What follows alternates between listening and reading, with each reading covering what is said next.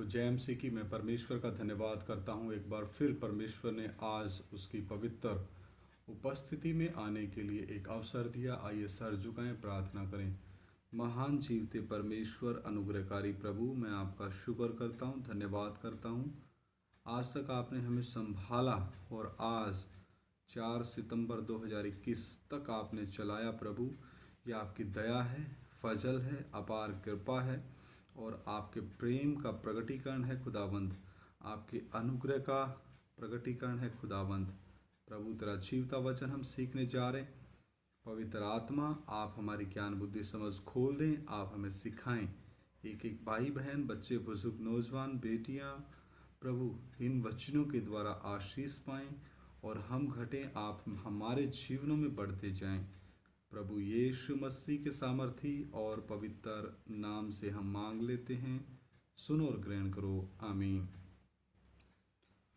तो पिछले दिनों से हम अनादिकाल का परमेश्वर का विषय सीखते आ रहे हैं।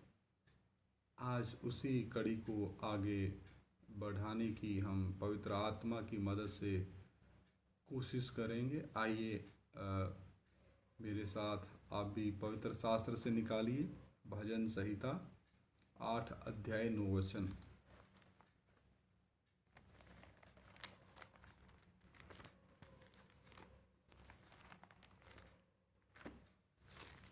जबूरां दी पोथी 8 अध्याय 9 वचन।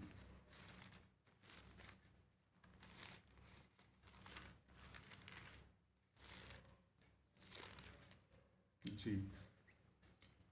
हे यहोवा, हे हमारे प्रभु, तेरा नाम सारी पृथ्वी पर क्या ही प्रताप में है।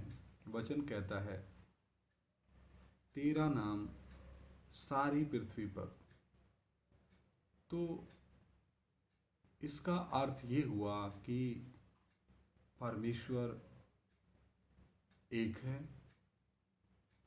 जैसे पृथ्वी एक है।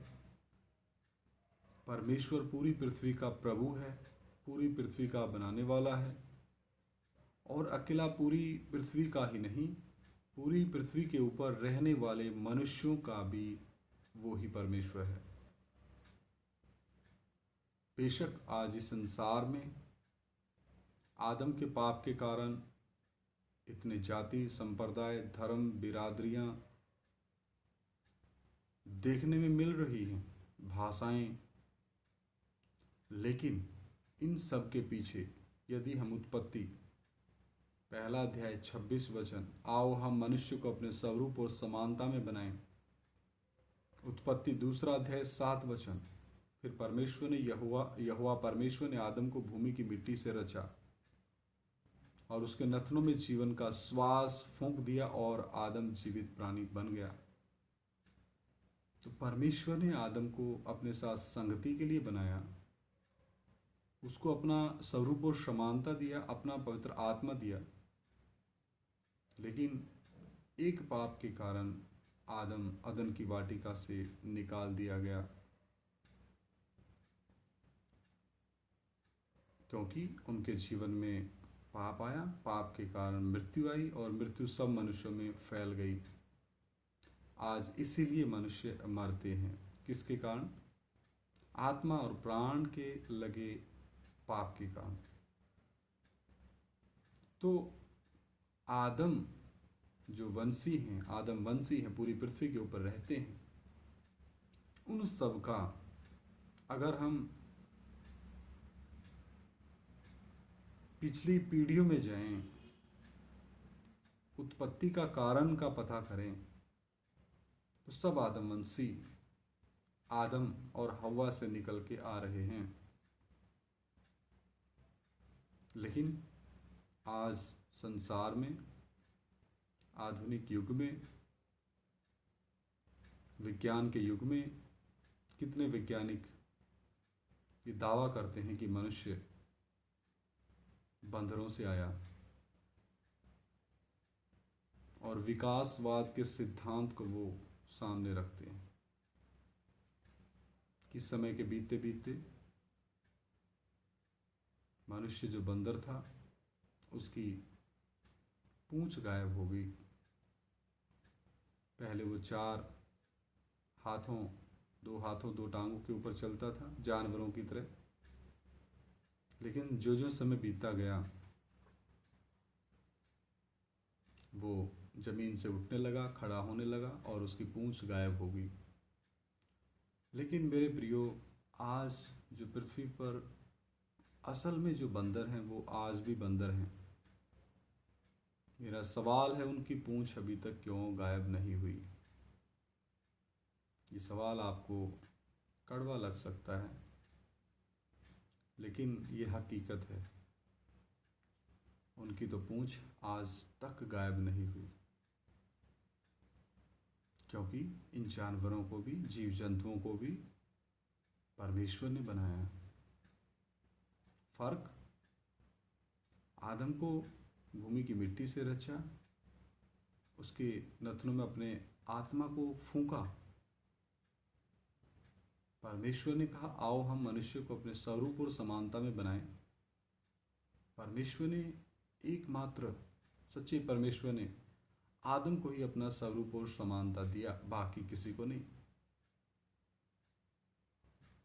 बाकी परमेश्वर के वचन के द्वारा सृजे गए। परमेश्वर ने कहा वैसा हो गया, क्योंकि वो परमेश्वर है। तो मेरा मुख्य बात कि वचन कहता है, हे यहोवा, हे हमारे प्रभु, तेरा नाम सारी पृथ्वी पर क्या ही प्रताप में है। तो सारी पृथ्वी जब उस परमेश्वर की है, लेकिन पाप के कारण राष्ट्र हैं, देश हैं, राज्य हैं, जिला है, तहसील है, ब्लॉक हैं। पाप के कारण एक देश से दूसरे देशों की सीमाएं हैं। पाप के कारण सेनाएं हैं। पाप के कारण हथियार हैं। पाप के कारण दुश्मनी है। पाप के कारण भ्रष्टाचार है। पाप के कारण सत्ता पक्ष है और विपक्ष है। पाप के कारण ईमानदारी भी कईयों में देखने को मिलती है, लेकिन भ्रष्टाचार ज़्यादा है। वो थोड़ी बहुत जो ईमानदारी है वो मनुष्य के आत्मा में दिए गए विवेक के द्वारा मनुष्य ऐसा व्यवहार करता है। लेकिन फिर भी परमेश्वर का वचन कहता है मनुष्य शरीर ही है। उत्पत्ति की किताब में लिखा है उसके मन में जो पैदा होता है, यानी उसके मन के विचार लगातार भ्रष्ट हैं। वो वचन मैं पढ़ देता हूँ। उत्पत्ति 6:5 यहोवा ने देखा कि मनुष्यों की बुराई पृथ्वी पर बढ़ गई है और उनके मन के विचार में, किनमें? उनके मन के विचार में जो कुछ उत्पन्न होता है वह निरंतर बुरा ही होता है। ये निरंतर बुरा ऐसा क्यों हो गया? क्योंकि आदम के पाप के कारण मनुष्य का स्वभाव, आत्मा, प्राण और शरीर भ्रष्ट हुए। पाप ने प्रवेश किया, खुदी और शारीरिकता का जन्म हुआ, फिर मौत आई। पहले आदम के द्वारा मौत आई। आखिरी आदम हमारा प्रभु यीशु मसीह के द्वारा अनंत जीवन आया। हालेलुया। तो वापस हम भजन संहिता 8 अध्याय उसके उसी वचन को हम फिर पढ़ते हैं। 8 अध्याय 9 वचन। हे यहोवा, हे हमारे प्रभु, तेरा नाम सारी पृथ्वी पर क्या ही प्रताप में है। तो आज ये कर्तव्य समस्त पृथ्वी के लोगों का है कि वो अपने परमेश्वर को जाने और उसके साथ अपना व्यक्तिगत रिश्ता कायम करें। 10 का 16 वचन भी हम पढ़ते हैं। भजन संहिता 10 का 16। यहोवा अनंत काल के लिए महाराज है, उसके देश में से जाति जाति के लोग नष्ट हो गए। यहाँ हम एक बात को देखेंगे, यहोवा अनंत काल के लिए महाराज है। अनंत काल के लिए, ना तो शुरुआत का पता ना अंत का पता, महाराजा है। कितना स्पष्ट परमेश्वर का वचन है। तो फिर इसी के पास जाने में हमारी मनुष्य जाति की भलाई है, और कहीं भलाई है ही नहीं।